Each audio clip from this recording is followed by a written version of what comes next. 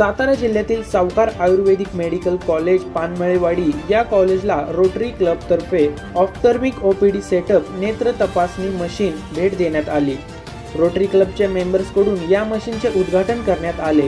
यावेळी रोटरी क्लबचे guest Swapna Kanitkar, president doctor Milind Kanitkar, Mohan Chaubal, Purushottam Bapat, Vivek Joshi, Suryakant Waje, Anushree Chaubal, Sheetal Deshpande, Swati Sen, शुभ्रो Sen हे उपस्थित होते।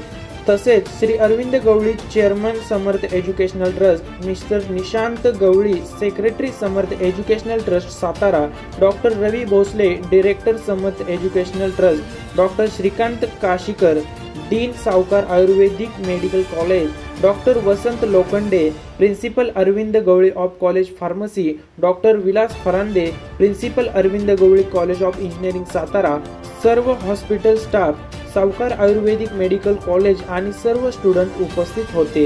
यावेळी डॉक्टर मोहसिन गिरासे यांनी ऑप्थर्मिक ओपीडी सेटअप बद्दल माहिती दिली।